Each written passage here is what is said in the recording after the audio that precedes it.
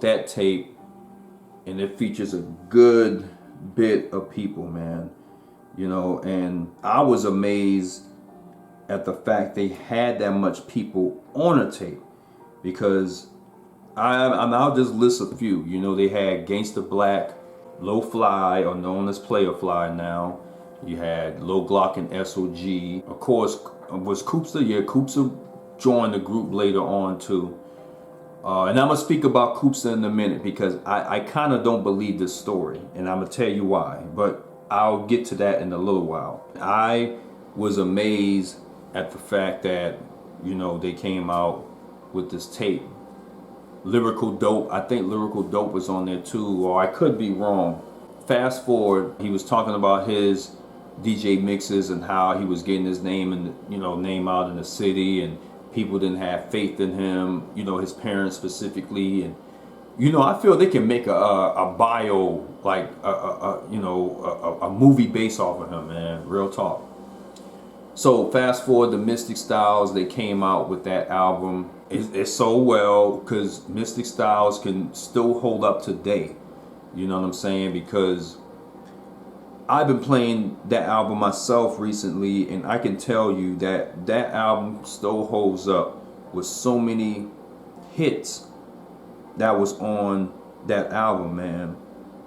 So it's some crazy stuff, yo. I mean, it just amazes me that so many classics is off of that album. Fast forward to the end, the solo albums too, with Kingpin, Skinny Pimp, and Gangsta Black, and Player Fly. And then I'm gonna talk about Player Fly too.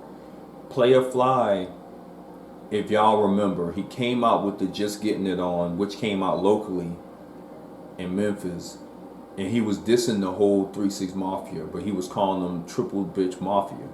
And he was dissing them one by one. He called them out by name. He didn't sugarcoat and none of that. After the diss, Juicy J decided to get with Player Fly to see if he can get on the album or they can work something out. Because Juicy J said he wasn't fazed by the disses. So he decided to work some things out with Paul. He said, but for some odd reason, Player Fly didn't really like DJ Paul that much. I guess it never worked out. So, all right. So now I'm gonna go to Koopster. Okay, let's just say this story did happen. So what happened and what I read, they was at a show, right? So this was probably about 97, 98 around that time, right? So 3-6 Mafia was on tour. Also, before I speak on that, he also said that LaChat was in the camp too, but she was in the background. So Gangsta Boo used to miss tours, may she rest in peace. So they used to have LaChat replace Gangsta Boo and to perform her verses. And Juicy J told LaChat if they need an interview, don't, stay away from that. So what T-Rock said was true. If you remember the song F36, he actually said this in the verse. He said LaChat portraying Gangsta Boo at shows in 98. I remember he said that on the song, and I was like, hey, he was right. Juicy J confirming. He said LaChat was portraying Gangsta Boo performing shows and all that stuff because Boo couldn't make it. Later on, now I'm going to talk about the Koopster. When they was on tour, right? I think he was with Master P or something like that. He was talking to Master P. He said he don't like Two-Face, MFs or whatever. And Juicy J said to Paul, he said, you hear that, Paul? As I don't like no fake Two-Face backstabbing or something to that fact. And he was looking at Koopster. When Coop realized that Juicy J was talking about him, he got up and then Juicy J punched him in the face and stuff like that, and they got in a brawl. Okay. And then plus, DJ Paul told his security to shoot him. But let me tell y'all something, man. Let me tell y'all something. As a big 3-6 Mafia fan, I kind of don't believe that. I don't believe that Juicy J actually beat up Koopster. I don't believe that. You know why? From many sources, out of the whole camp of 3-6 Mafia, they said that Koopster was one of the most rowdiest guy in the group. And plus I heard he was bipolar too. Rest in peace to Koopster, by the way. I've heard it from other sources that Koopster was the rowdiest one in the camp.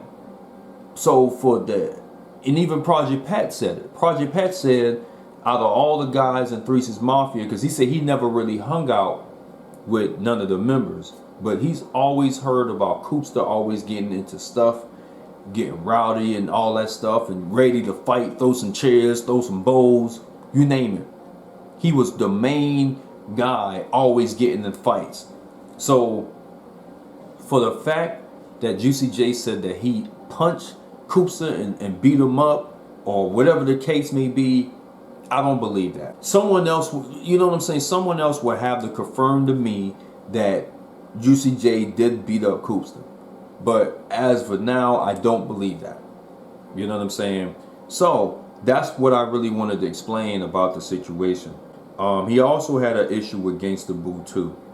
You know, about some things. You know, I ain't gonna get into all that, but basically there was always a lot of trash talking, you know, towards each other. That's why he didn't really want to, you know, be around Gangsta Boo. Lord Infamous, you know, he said he tried to help Lord, but you know the saying, you can only help but so much, and I can respect that. You know what I'm saying? And no, if I need to speak off subject for a minute, I'm 40 years old. I've learned that no matter how much you try to help a person, they got to help themselves. You know what I'm saying? You can always lead someone to water, but you can't make them drink. You can't make them change their ways unless they are actually willing to do so. And that's the real truth. Because sadly, there's a lot of people out there that really don't want to be helped. Like, they don't care. Don't mind the ice maker. That's the ice maker. But a lot of them don't really need that. They don't want the help, even when you try to help them. So I can respect that. There's a lot of things that was said in the book, and I don't want to get too much into details. So fast forward, they came out with the Sipping on Some Scissor song with, you know, When the Smoke Clears. Initially, Lord, Gangsta Boo, Jay-Z, all of them were supposed to be on that song, but I guess some things happened. So it was just Project Pat on the hook. UGK was on there. DJ Paul, Juicy J was on that track. It was a dope track. It was a dope song, classic song. And then the fast forward, got out of Hypnotized Minds, and he started with his own group.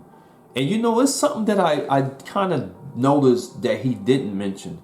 He didn't really mention his group that he had with back in 2009 with, you know, Hustle Till I Die album, which I thought was a good album too. So I think he didn't want to mention some of them because I guess they had a fallout. So I mean, that's all I'm going to say. That's just some of the stuff that's in this book. The book is 200 and something pages long. So I hope I didn't say too much for those that haven't read this book. So to sum this all off, this was a very interesting read.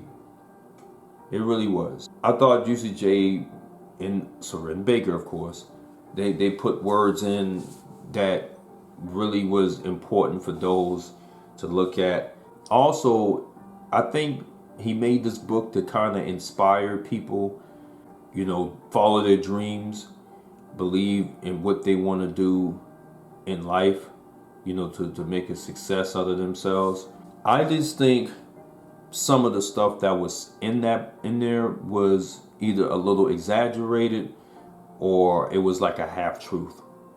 But besides that, I think it's a very interesting read. Like I said, for those that are 3 6 Mafia fans, I would highly recommend you check this book out because it does have some great information about what we may not have known. Some of us already may have known, you know, based through sources and stuff like that.